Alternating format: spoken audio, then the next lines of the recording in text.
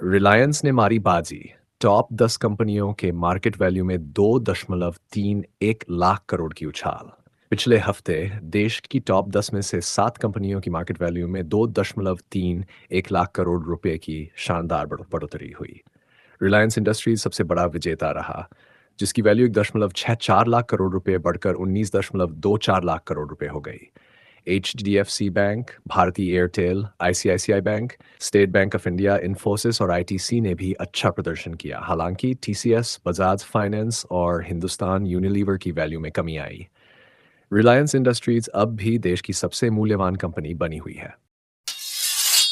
FPI की धमाकेदार वापसी। 3 महीने बाद अप्रैल में भारतीय शेयर बाजार में डाले 4,223 करोड़। विदेशी पोर्टफोलियो निवेशकों ने अप्रैल में भारतीय शेयर बाजार में 4,223 करोड़ रुपए का निवेश किया, जो 3 महीने में पहली बार नेट खरीदारी है। जनवरी में 78,027 करोड़, फरवरी में 34,574 करोड़ और मार्च में 3,973 करोड़ रुपए की निकासी के बाद ये बदलाव आया। वैश्विक बाजारों में सुधार और भारत की मजबूत आर्थिक स्थिति के कारण एफपीआई का भरोसा बढ़ा। हालांकि विशेषज्ञों का कहना है कि 5% की कम आय वृद्धि के कारण आगे निवेश स्थिर रह सकता है। सेया इंडस्ट्रीज पर सेबी की बड़ी चोट। 58.5 करोड़ का जुर्माना। 81 करोड़ की हेराफेरी पकड़ी सेबी ने सेया इंडस्ट्रीज के 4 वरिष्ठ अधिकारियों पर 0.5 करोड़ रुपए का जुर्माना लगाया है। इनमें चेयरपर्सन अशोकर जनी और उनके बेटे अमृतर जनी शामिल हैं। या उनकी कंपनी ने 2019 से 2021 के बीच 81.26 करोड़ रुपए को प्रमोटर से जुड़ी कंपनियों में गलत तरीके से ट्रांसफर किया। ये लेनदेन वित्तीय विवरणों में गलत जानकारी दी गई। चारों अधिकारियों को 5 साल तक शेयर बाजार से प्रतिबंधित कर दिया गया है और अमृत रजनी को 81.26 करोड़ रुपए 12% ब्याज के साथ 6 महीने में लौटाने का आदेश दिया गया है। आयु स्मॉल फाइनेंस बैंक में 600 करोड़ का block deal. Private equity firms बेचेंगी 1.24% हिस्सा। एयू स्मॉल फाइनेंस बैंक में 5 मई को 600 करोड़ रुपए का ब्लॉक डील होने जा रहा है। Private equity firms True North, Indium 4 Mauritius और Silver Leaf Oak 92.3 lakh share बेचेंगी, जो कंपनी की 1.24% इक्विटी है। शेयर की कीमत 650 रुपये तय की गई है, जो मौजूदा कीमत से 4% कम है। इस डील को इन्वेस्टेक मैनेज कर रहा है।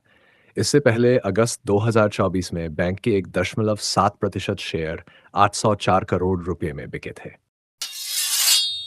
बफे की बड़ी घोषणा, जापानी शेयरों को 50 साल या हमेशा रखेगा बर्कशायर।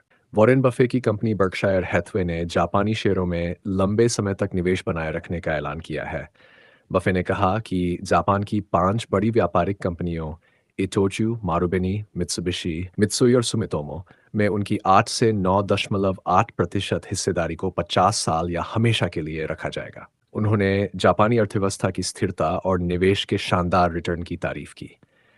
ये बयान बर्कशायर की सालाना बैठक में आया, जहां बफे और उनके सहयोगी ग्रेग एबल ने जापान के प्रति भरोसा जताया। एसबीआई का मुनाफा 10% गिरा, लेकिन संपत्ति गुणवत्ता में सुधार। क्या है बैंक की नई रणनीति? एसबीआई ने मार्च 2025 तिमाही में 18,643 करोड़ रुपए का मुनाफा कमाया, जो पिछले साल के 20,698.4 करोड़ से 9.9% कम है।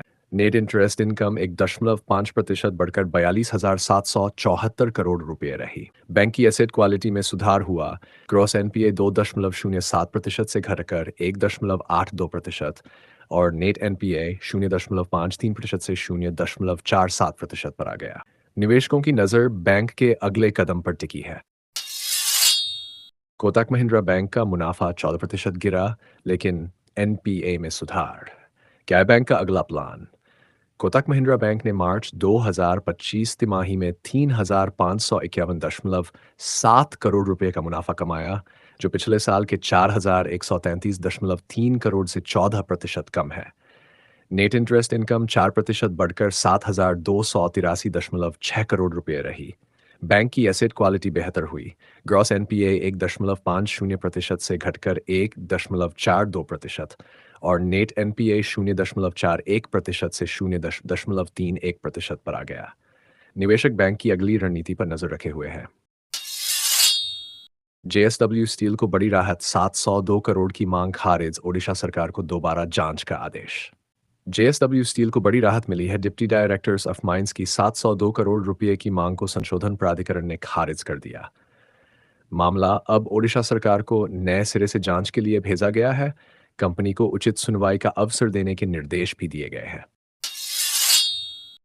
टाटा मोटर्स का बड़ा प्लान, 500 करोड़ रुपए जुटाने के लिए एनसीडीज जारी को मंजूरी। टाटा मोटर्स ने 500 करोड़ रुपए जुटाने के लिए नॉन कन्वर्टेबल डिबेंचर जारी करने का फैसला किया है। कंपनी ने 2 मई 2025 को हुई बोर्ड बैठक में इस प्रस्ताव को मंजूरी दी। ये कदम कंपनी की वित्तीय रणनीति को मजबूत करने के लिए उठाया गया है।